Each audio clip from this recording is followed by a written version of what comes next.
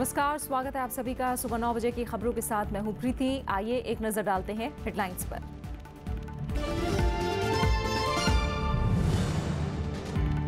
पिछड़ा वर्ग आयोग से जुड़ा विधेयक विपक्ष के संशोधन के साथ पारित। मूल बिल से हटा खंड 3, नियुक्ति और राज्यों के अधिकारों में अतिक्रमण पर ऐतराज।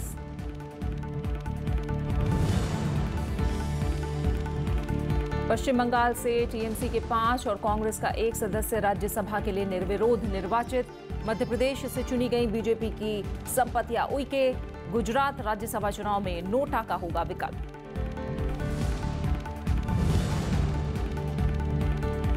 दार्जिलिंग में अनिश्चितकालीन बंद से बढ़ी दिक्कतें। गोरखा मुक्ति मोर्चा का केंद्र को दखल के 10 दिन का अल्टीमेटम। समन्वय समिति की दिल्ली में बैठक आज।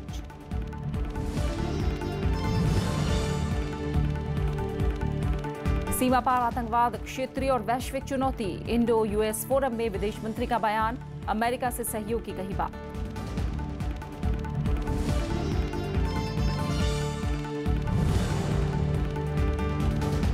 और पाकिस्तान में नए प्रधानमंत्री का चुनाव आज। राष्ट्रपति ने बुलाई नेशनल असेंबली की बैठक। पीएमएलएन के शाहिद खाकान अब्बासी के खिलाफ बिखरा विपक्ष। पिछड़ा वर्ग आयोग से जुड़ा 123वां संविधान संशोधन विधेयक कल संशोधन के साथ राज्यसभा से पारित हो गया। मूल बिल से खंड 3 हटा दिया गया है। अब बिल को फिर लोकसभा में भेजना होगा। इससे पहले चर्चा के दौरान विपक्ष ने नियुक्ति और राज्यों के अधिकारों में अतिक्रमण का आरोप लगाया। हालांकि सरकार ने इन आरोपों को खारिज किया। राज्यसभा ने सोमवार को संविधान के 123वें संशोधन विधेयक को संशोधन के साथ मंजूरी दे दी। तकनीकी वजहों से मूल बिल के खंड 3 को हटाना पड़ा। इस खंड में सदस्यों की नियुक्ति जैसे अहम प्रावधान थे। दरअसल इस खंड में एक संशोधन सामान्य बहुमत से पारित हुआ, लेकिन संशोधन को सदन की 2/3 सदस्यों की स्वीकृति नहीं मिली। संविधान संशोधन विधेयक होने के कारण ये जरूरी था, इसलिए खंड को हटाने का फैसला हुआ। चर्चा के दौरान सत्ता पक्ष और विपक्ष में तीखी नोकझोंक भी हुई। The amendment has been approved by a simple majority. Yeah, that is enough. Now, the chair is right that the provision as amended will have to be put. Yeah. Now, the provision as amended has to be then carried by at least 2/3. Sir, ये part अगर कानून का हिस्सा नहीं है, इसके लिए सरकार रिस्पॉन्सिबल है। अपोजिशन रिस्पॉन्सिबल है। See, इनकी वजह से subject to correction, ayes 124, noes nil. Motion is adopted by a majority of the total membership of the House and by a majority of not less than 2/3 of the members of the House present and voting. हालांकि bill पर चर्चा का जवाब देते हुए केंद्रीय मंत्री थावरचंद गहलोत ने कहा कि सरकार राज्यों के अधिकारों का अतिक्रमण नहीं कर रही है। किसी प्रकार से राज्यों के अधिकारों का हनन नहीं होगा और ओबीसी वर्ग से संबंधित समुदायों के साथ या लोगों के साथ अन्याय नहीं होगा। चर्चा के दौरान कांग्रेस समेत दूसरे दलों ने राज्यों की शक्तियों के अतिक्रमण की आशंका जताई थी। This commission neither will help the backward classes and it will take away the powers of the state. Creamy layer जो आपने कर दी, इसके चलते जो रिजर्वेशन है वो मिल नहीं पाएगा लोगों को। जो क्रीमी लेयर लगाया है ये बहुत संविधान के साथ सबसे बड़ा अन्याय है। क्रीमी लेयर के लिए तत्काल इसे खत्म करिए।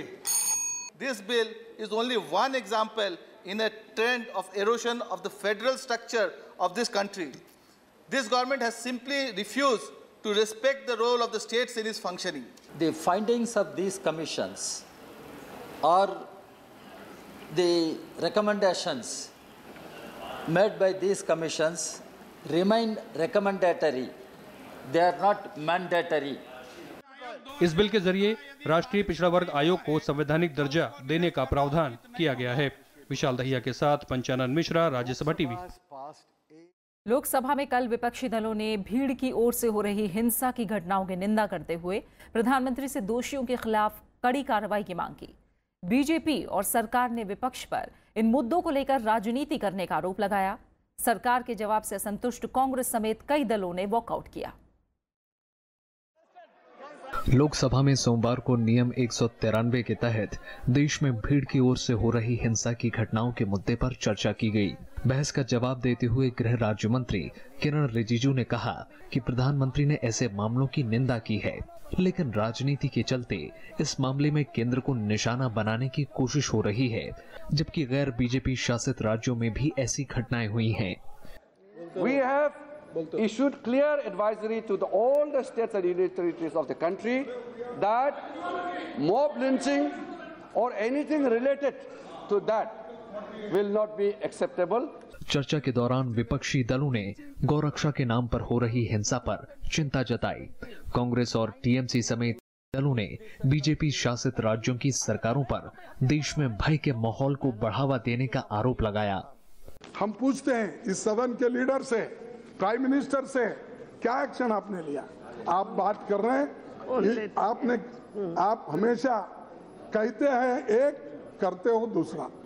2010 to 17, 97% of the attacks were after BJP came to power, and 52% of the attacks were from BJP ruled state. We are united, we were united, and we shall remain united for India, not for certain people's dreams. अगर जुनैद को कोई हत्या कर रहा है तो वो हिंदू धर्म के रक्षा के नाम पर क्यों करे? वो हत्यारे हैं। और देश की सरकार हो या हमारे विरोधी पक्ष हो या पत्रकार हो, सबको ये कहना चाहिए हत्यारे हत्यारे हैं। तो मैंने कहा धर्म के नाम पर भी अत्याचार है, हिंदू मुसलमान के नाम पर, ईसाई और हिंदू के नाम पर, क्रिश्चियंस के, सिखों के नाम पर। दूसरी तरफ बीजेपी और सहयोगी लोक जनशक्ति पार्टी ने सरकार का बचाव करते हुए विपक्ष पर ऐसी घटनाओं पर राजनीति करने का आरोप लगाया। मैं समझता हूं केवल वो लिंचिंग नहीं है, बल्कि इसको समग्रता में देखने का काम करिए और इसको समूल नाश कैसे हो, इस पर सदन में विचार होना चाहिए। सभी पॉलिटिकल पार्टी के लोगों को एक स्वर से सभी राज्य के मुख्यमंत्री को ये कहना, अपील करना चाहिए कि जिनके यहाँ इस तरह की कोई घटना घटे 24 घंटे के अंदर में कार्रवाई करो। देश भर में भीड़ की ओर से अत्याचार और हिंसा की बढ़ती घटनाओं पर प्रधानमंत्री नरेंद्र मोदी समेत तमाम दलों के नेता चिंता जाहिर कर चुके हैं। विपक्षी दल इस मामले में केंद्र सरकार की ओर से ठोस कदम न उठाने का आरोप लगाते रहे हैं। रविंद्र सिंह शौरान के साथ प्रणव गोस्वामी, राज्यसभा टीवी। संसद में सोमवार को भी गुजरात में कांग्रेस विधायकों का मुद्दा उठा। राज्यसभा में इस पर अवरोध भी हुआ। कांग्रेस का आरोप था कि गुजरात पुलिस उसके विधायकों को धमका रही है। सत्ता पक्ष ने इन आरोपों को खारिज किया। शून्यकाल के दौरान कांग्रेस सांसद मधुसूदन मिस्त्री ने गुजरात के कांग्रेस विधायकों का मुद्दा उठाया। उन्होंने आरोप लगाया कि गुजरात में 8 अगस्त को होने वाले राज्यसभा चुनाव पर असर डालने के लिए कांग्रेस विधायकों का अपहरण किया जा रहा है। मधुसूदन मिस्त्री ने कार्यवाही रोककर इस पर चर्चा की मांग की, लेकिन उपसभापति ने इसे खारिज कर दिया।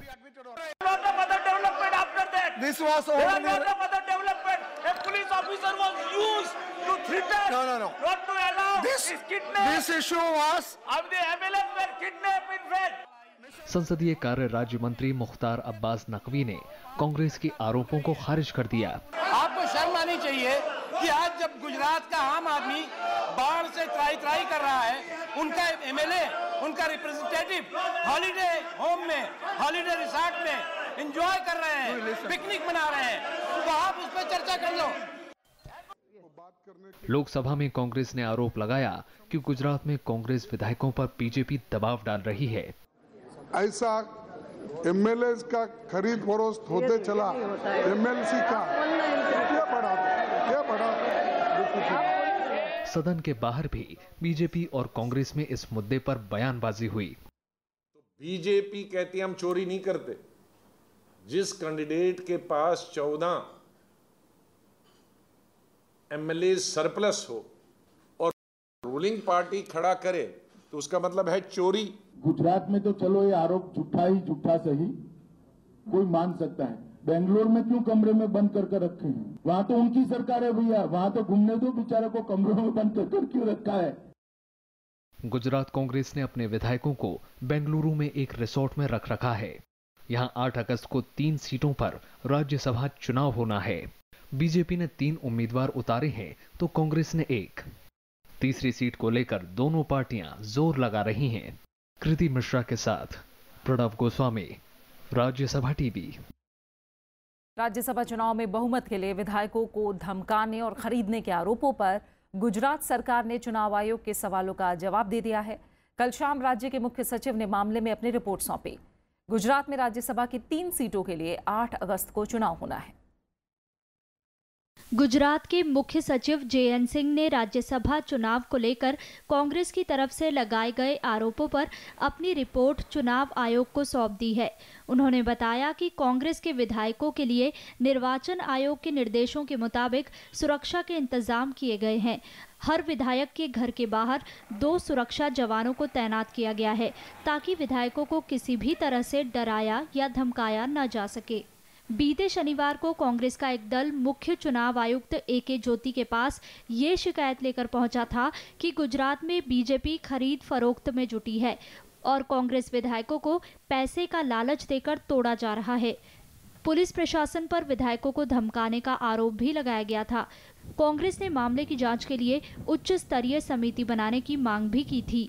दरअसल 27 और 28 जुलाई को कांग्रेस के 6 विधायकों ने पार्टी छोड़ दी थी, जिनमें से 3 बीजेपी में शामिल हो गए। बीजेपी ने इन्हीं तीनों में से एक बलवंत सिंह राजपूत को राज्यसभा सीट के लिए उम्मीदवार बनाया है। 6 विधायकों के कांग्रेस छोड़ने के बाद 182 सीटों वाली गुजरात विधानसभा में कांग्रेस का आंकड़ा अब 57 से घटकर 51 हो गया है। पार्टी में और बिखराव को रोकने के मकसद से कांग्रेस के 44 विधायकों को गुजरात से बाहर रखा गया है। Bureau report, Rajya Sabha TV. Gujarat में 8 अगस्त को होने वाले राज्यसभा चुनाव के दौरान नोटा का विकल्प भी मौजूद रहेगा। गुजरात विधानसभा के सचिव DM पटेल के मुताबिक 2013 में चुनाव आयोग की ओर से जारी निर्देशों के मुताबिक मतपत्र पर नोटा का विकल्प प्रकाशित किया जाएगा। कांग्रेस नेता अर्जुन मोढवाडिया ने कहा कि भले ही नोटा का विकल्प मौजूद हो, लेकिन उनकी पार्टी विधायकों से अहमद पटेल के लिए मतदान करने के लिए कहेगी और इस बाबत व्हिप जारी करेगी। गुजरात में राज्यसभा की 3 सीटों के लिए 8 अगस्त को मतदान होना है। पश्चिम बंगाल से तृणमूल कांग्रेस के 5 और कांग्रेस के 1 उम्मीदवार राज्यसभा के लिए निर्विरोध निर्वाचित हुए हैं। CPM उम्मीदवार विकास रंजन भट्टाचार्य का नामांकन तकनीकी कारणों से रद्द हो गया। राज्यसभा के लिए निर्वाचित होने वाले तृणमूल कांग्रेस के 5 उम्मीदवारों में मानस भुइया, डेरेक ओब्रायन, सुखेंदु शेखर राय, डोला सेन और शांता क्षेत्री हैं। कांग्रेस उम्मीदवार प्रदीप भट्टाचार्य भी ऊपरी सदन के लिए निर्वाचित हुए हैं। प्रदीप भट्टाचार्य, सुखेंदु शेखर राय, डेरेक ओब्रायन, डोला सेना, शांता क्षेत्री, मानस भुइया पहली बार राज्यसभा पहुंचे हैं और मुख्यमंत्री ममता बनर्जी ने इस जीत पर सभी सांसदों को बधाई दी है। प्रदीप भट्टाचार्य, राय, ओब्रायन और सेन फिर से राज्यसभा के लिए नामांकित किए गए, जबकि भुइया और क्षेत्री पहली बार राज्यसभा पहुंचे हैं। बीजेपी प्रत्याशी संपत्ति उइके मध्य प्रदेश से खाली हुई एकमात्र राज्यसभा सीट के लिए निर्विरोध निर्वाचित हुई हैं। राज्यसभा की ये सीट बीजेपी नेता और केंद्रीय मंत्री अनिल माधव दवे के इस साल मई में निधन के कारण खाली हुई थी। इस सीट के लिए निर्दलीय उम्मीदवार डॉक्टर के पद्मराजन ने भी अपना नामांकन पत्र भरा था, लेकिन जांच के दौरान उनका नामांकन निरस्त कर दिया गया था। मध्य प्रदेश में राज्यसभा की कुल 11 सीटें हैं, जिनमें 8 पर बीजेपी और 3 पर कांग्रेस के प्रतिनिधि हैं। आप बने रहिए हमारे साथ, हम लौट रहे हैं एक छोटे से ब्रेक के बाद।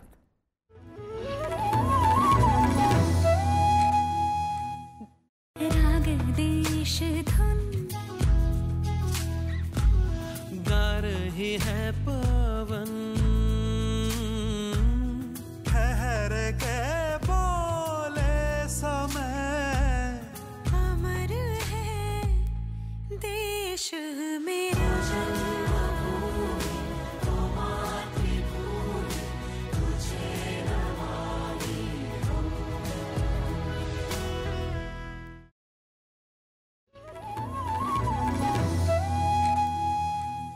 जम्मू कश्मीर के पुलवामा जिले में सुरक्षा बलों और आतंकवादियों के बीच इस वक्त मुठभेड़ चल रही है।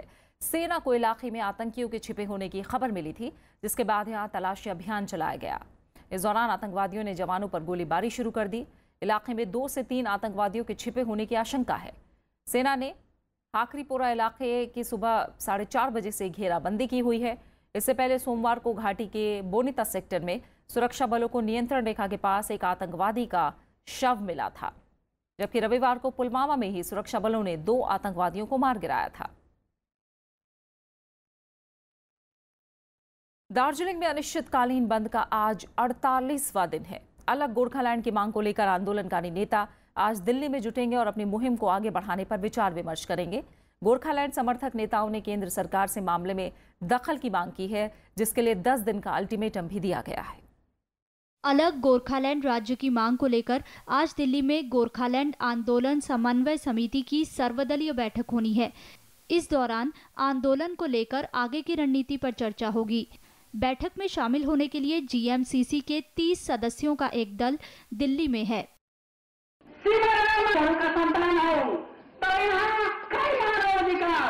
गोरखालैंड आंदोलन के नेताओं ने केंद्र सरकार से मामले में दखल देने की मांग की है।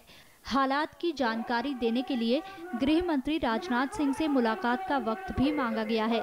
समन्वय समिति के नेता गृह मंत्री को बैठक में लिए जाने वाले फैसलों की जानकारी भी देंगे।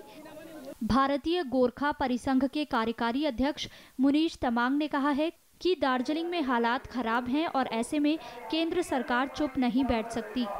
दूसरी तरफ गोरखा जनमुक्ति मोर्चा ने साफ किया है कि दार्जिलिंग में उनकी तरफ से आयोजित बंद अभी भी जारी है और इसे खत्म भी उन्हीं की पार्टी कर सकती है। जीजेएम और उसके समर्थकों ने केंद्र सरकार को मामले में दखल के लिए 10 दिन का वक्त दिया है। इसके बाद आंदोलन को और क्षेत्रों में बढ़ाने और तेज करने की बात कही गई है। दार्जिलिंग में गोरखालैंड की मांग के चलते जीजेएम का अनिश्चितकालीन बंद पिछले 47 दिनों से जारी है, जो अब तक का सबसे लंबा है। गोरखालैंड समर्थकों ने दार्जिलिंग में तनावपूर्ण हालात के लिए राज्य सरकार को जिम्मेदार ठहराया है। Bureau report, Rajya Sabha TV. बिल्डरों की लॉबी पर नकेल कसने के लिए बना रियल एस्टेट रेगुलेटरी कानून आज से प्रभावी हो गया है। इसके तहत रजिस्ट्रेशन कराए बिना कोई भी बिल्डर घरों को बेच नहीं पाएगा। उम्मीद की जा रही है कि रेरा कानून से लोगों को अब रियल एस्टेट के क्षेत्र में पारदर्शिता देखने को मिलेगी। बिल्डरों की मनमानी रोकने के लिए आज से बिना रेगुलेटर की मंजूरी के कोई नया रियल एस्टेट प्रोजेक्ट लॉन्च नहीं होगा। लोगों को आशियाने का सपना दिखाने वाले बिल्डरों को रियल एस्टेट रेगुलेटरी कानून का पालन करना होगा, लेकिन कई राज्यों में इसकी प्रक्रिया काफ़ी धीमी चल रही है। अब तक सभी राज्यों में रेगुलेटर अथॉरिटी के गठन का काम पूरा नहीं हुआ है। गुजरात, महाराष्ट्र, मध्य प्रदेश और पंजाब में रियल एस्टेट विनियामक प्राधिकरण को स्थायी तौर पर गठित किया गया है, जबकि 19 राज्यों और केंद्र शासित प्रदेशों ने अपने यहाँ अंतरिम रेगुलेटरी अथॉरिटी बनाई है।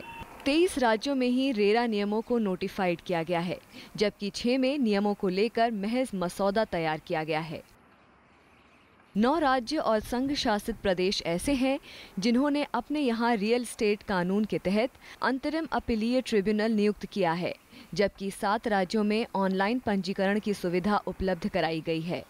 रेरा नियमों को पूरी तरह से लागू करने की आखिरी तारीख 31 जुलाई थी। महाराष्ट्र में अब तक 3,700 प्रोजेक्ट के रजिस्ट्रेशन के लिए आवेदन दिए गए हैं, जबकि करीब 4,000 एजेंटों ने पंजीकरण के लिए आवेदन किया है। गुजरात में 110 प्रोजेक्ट और 80 एजेंटों ने अप्लाई किया है, जबकि मध्य प्रदेश में दोनों के लिए 700 आवेदन मिले हैं। कर्नाटक में ये आंकड़ा 160 और 54 है। राजस्थान में 196 प्रोजेक्ट और 143 एजेंटों ने पंजीकरण का आवेदन किया है। रजिस्ट्रेशन होने के बाद डेवलपर और प्रोजेक्ट से जुड़ी तमाम जानकारियां ऑनलाइन उपलब्ध होंगी, जिसे ग्राहक खुद जांच सकेंगे।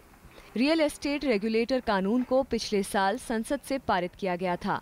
Bureau report, Rajya Sabha TV.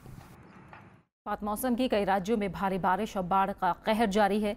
प्रधानमंत्री नरेंद्र मोदी आज असम का दौरा करके हालात की समीक्षा करेंगे। गुजरात के बनासकांठा और पाटन जिलों में पानी कम होने के बाद कुछ और शव बरामद हुए हैं, जिससे राज्य में मरने वालों की तादाद बढ़कर 218 हो गई है। उड़ीसा में बिजली गिरने से कल 16 और लोगों की मौत हो गई और दर्जन भर से ज्यादा लोग घायल हुए हैं। पश्चिम बंगाल में बाढ़ से जुड़ी घटनाओं में 5 लोगों की जान चली गई और अब यहां मरने वालों का आंकड़ा 39 हो गया है। प्रधानमंत्री नरेंद्र मोदी बाढ़ की स्थिति और राहत कामों का जायजा लेने के लिए आज असम जाएंगे। प्रधानमंत्री बाढ़ के हालात की समीक्षा के लिए अरुणाचल प्रदेश, असम, मणिपुर, मिजोरम और नागालैंड के मुख्यमंत्रियों और शीर्ष अधिकारियों के साथ बैठक करेंगे। असम में बाढ़ से अब तक 79 लोगों की मौत हुई है, जबकि काजीरंगा राष्ट्रीय उद्यान में 7 गैंडों समेत अब तक 90 जानवर मारे गए हैं। प्रधानमंत्री ने सोमवार को असम और राजस्थान में बाढ़ से जुड़ी घटनाओं में मारे गए लोगों के आश्रितों को 2-2 लाख रुपए मुआवजा देने का ऐलान किया। गंभीर रूप से घायल लोगों को प्रधानमंत्री राष्ट्रीय राहत कोष से 50-50 हजार रुपए दिए जाएंगे। राजस्थान में बाढ़ पीड़ित सिरोही, बाड़मेर, जालौर और पाली जिलों में राहत और बचाव काम जारी है। मुख्यमंत्री वसुंधरा राजे ने सोमवार को जालौर जिले का दौरा किया। वहीं गुजरात में मुख्यमंत्री विजय रूपाणी ने बनासकांठा और पाटन जिलों का दौरा कर पीड़ितों को राहत सामग्री बांटी। उन्होंने स्वास्थ्य और मेडिकल सेवाएं मुहैया कराने पर जोर दिया। सूचना और प्रसारण मंत्री स्मृति ईरानी ने भी गुजरात के बनासकांठा पहुंचकर राहत कामों का जायजा लिया। केंद्र सरकार और राज्य सरकार के समन्वय से लगभग 90 रिलीफ कैंप्स चलाए गए हैं, जिसके अंतर्गत 60,000 नागरिकों को मदद दी गई है। सोमवार को उत्तराखंड में भूस्खलन की चपेट में आने से 2 लोगों की मौत हो गई। देहरादून, हरिद्वार, पौड़ी, चमोली, नैनीताल, उधम सिंह नगर और पिथौरागढ़ में अगले 48 घंटे में भारी बारिश हो सकती है। मौसम विभाग की चेतावनी को देखते हुए प्रशासन को पहाड़ों पर होने वाली गतिविधियों पर नजदीक से नजर बनाए रखने के निर्देश दिए गए हैं। हिमाचल प्रदेश में लगातार पिछले कुछ एक दिन से लगातार जो वाइड स्प्रेड रेनफॉल हो रही है, अभी ये जो बारिश है आने वाले दिनों में भी 1 वीक तक रह सकती है और उसके बाद बारिश में थोड़ी कमी आ सकती है। मौसम विभाग ने पश्चिम बंगाल के उत्तरी जिलों में भी भारी बारिश की आशंका जताई है। Bureau report, Rajya Sabha TV. विदेश मंत्री सुषमा स्वराज ने सोमवार को आतंकवाद के मसले पर पाकिस्तान को आड़े हाथों लिया।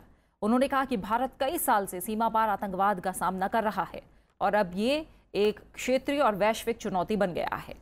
सुषमा स्वराज ने बयान इंडो यूएस फोरम में दिया। विदेश मंत्री ने बताया कि आतंकवाद से मुकाबला करने के लिए भारत अमेरिका के बीच सहयोग बढ़ रहा है। चीन की महत्वाकांक्षी बेल्ट एंड रोड पहल की ओर इशारा करते हुए सुषमा स्वराज ने कहा कि संपर्क परियोजनाओं के निर्माण करते वक्त संप्रभुता और क्षेत्रीय अखंडता का सम्मान किया जाना चाहिए। इसके अलावा उन्होंने दक्षिण चीन सागर, भारत पाकिस्तान संबंधों समेत कई दूसरे मुद्दों पर भी टिप्पणियां की।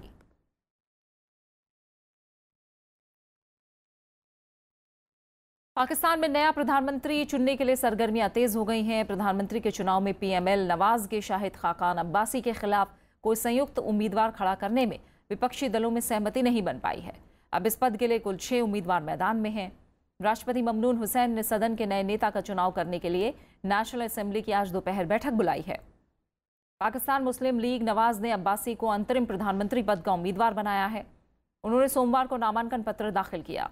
इस मौके पर उन्होंने कहा कि नवाज शरीफ की नीतियों को आगे बढ़ाएंगे वो, और अदालत से पनामा पेपर्स मामले में दोषी करार दिए जाने के बाद नवाज शरीफ को प्रधानमंत्री पद छोड़ना पड़ा था।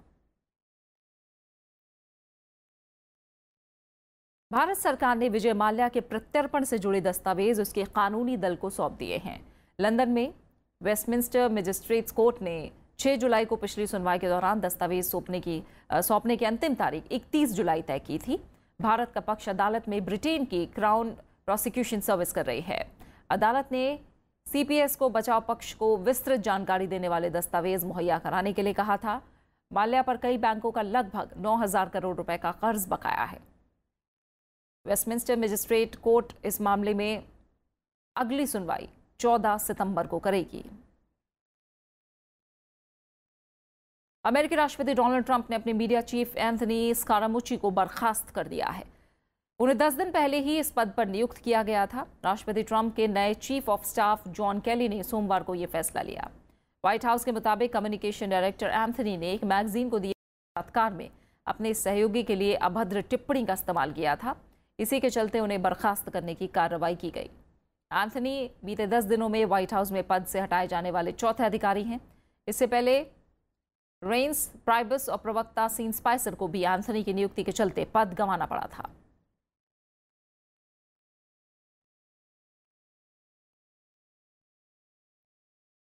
प्रधानमंत्री नरेंद्र मोदी ने कल संसद परिसर में संसद एनेक्सी विस्तार का उद्घाटन किया। इस इमारत में अलग अलग संसदीय समितियों के दफ्तर और अन्य कमरे होंगे। इमारत में सौर ऊर्जा का उपयोग होगा। बिल्डिंग में 2 खंड होंगे, जिनमें एक में दफ्तर और दूसरे में सभागार होगा। इस मौके पर लोकसभा के स्पीकर सुमित्रा महाजन, संसदीय कार्य मंत्री अनंत कुमार और केंद्रीय शहरी विकास मंत्री नरेंद्र सिंह तोमर भी मौजूद थे। संसद परिसर में विज्ञान प्रदर्शनी देखने केंद्रीय मंत्री और सांसद पहुंच रहे हैं। प्रदर्शनी में कई वैज्ञानिक खोजों का प्रदर्शन किया गया है। कृषि और मौसम की जानकारी से जुड़े आधुनिक आविष्कार किसानों के लिए मुफीद हैं। 11 अगस्त तक चलने वाली इस प्रदर्शनी में इसरो समेत अलग अलग विज्ञान से जुड़े संस्थानों ने हिस्सा लिया है। विज्ञान संबंधी स्थायी समिति के अध्यक्ष सांसद रेणुका चौधरी ने बताया कि इसका मकसद सांसदों को नई खोजों के बारे में जानकारी मुहैया कराना है। उपराष्ट्रपति मोहम्मद आमिद अंसारी ने विश्व मामलों के भारतीय परिषद के प्रतिनिधिमंडल से कल अपने सरकारी निवास पर मुलाकात की। मुलाकात के दौरान उपराष्ट्रपति ने प्रतिनिधिमंडल में आए अधिकारियों से परिषद के विषय पर बातचीत की। उपराष्ट्रपति विश्व मामलों के भारतीय परिषद के मौजूदा अध्यक्ष भी हैं। बात खास शख्सियत की। महान स्वतंत्रता सेनानी और समाज सुधारक लोकमान्य बाल गंगाधर तिलक की आज पुण्यतिथि है। महाराष्ट्र के रत्नागिरी के चिक्कन गांव में 23 जुलाई 1856 को जन्मे तिलक ने स्वराज मेरा जन्मसिद्ध अधिकार है का नारा दिया था। उन्होंने मराठी में मराठा दर्पण और केसरी नाम से 2 समाचार पत्र शुरू किए, जो काफ़ी लोकप्रिय हुए। तिलक अपने क्रांतिकारी विचारों के लिए भी जाने जाते थे। वीर स्वतंत्रता सेनानी तिलक का आज ही के दिन 1920 में मुंबई में निधन हुआ था। हिंदी फिल्मों का जिक्र हो और मीना कुमारी की बात ना हो, ऐसा नहीं हो सकता। साहिब बीवी और गुलाम, परिणीता और पाकीज़ा जैसी यादगार फिल्में देने वाली मीना कुमारी आज ही के दिन 1932 में पैदा हुई थी। आइए एक नजर डालते हैं उनके जिंदगी के सफरनामे पर। कैसी जन्नत है जो चौंक चौंक जाती है, एक इंतजार मुजस्सम का नाम खामोशी। एक मध्यम वर्गीय मुस्लिम परिवार में पैदा हुई मीना कुमारी का गम के साथ कुछ ऐसा ही रिश्ता था। 1 अगस्त 1962 को जन्मी मीना कुमारी का असली नाम महजबी बानो था। बचपन के हालात के चलते बेबी महजबी को 7 साल की उम्र में स्कूल की जगह स्टूडियो का रुख करना पड़ा। कहाँ शुरू कहाँ खत्म,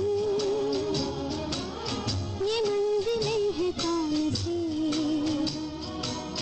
न वो समझ सके न हम। 1952 में उनकी फिल्म आई बैजू बावरा, लेकिन अब वो महजबी बानो की जगह मीना कुमारी के नाम से दर्शकों के सामने थी और ये नाम दिया था विजय भट्ट ने।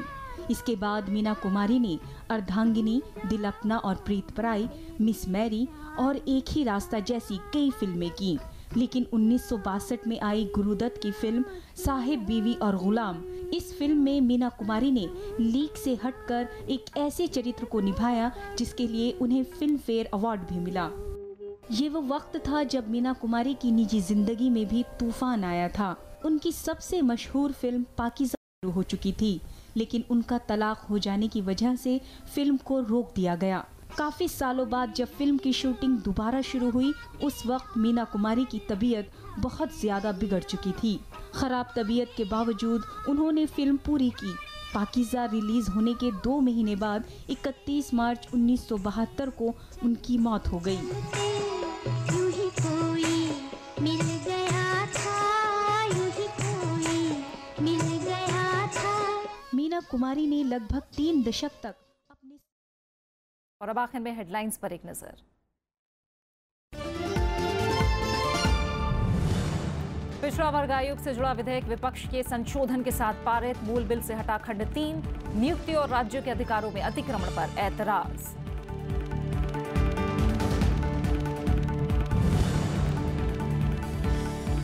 पश्चिम बंगाल से टीएमसी के 5 और कांग्रेस का 1 सदस्य राज्यसभा के लिए निर्विरोध निर्वाचित। मध्य प्रदेश से चुनी गई बीजेपी की संपत्ति उइके।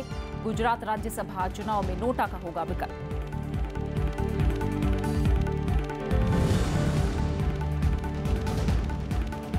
दार्जिलिंग में अनिश्चितकालीन बंद से बड़ी दिक्कतें। गोरखा मुक्ति मोर्चा का केंद्र को दखल के लिए 10 दिन का अल्टीमेटम। समन्वय समिति की दिल्ली में बैठक आज।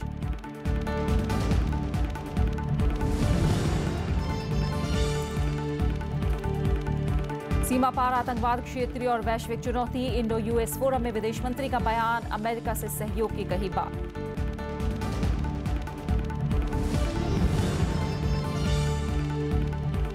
पाकिस्तान में नए प्रधानमंत्री का चुनाव आज। राष्ट्रपति ने बुलाई वो नेशनल असेंबली की बैठक। पीएमएलएन के शाहिद खाकान अब्बासी के खिलाफ बिखरा विपक्ष।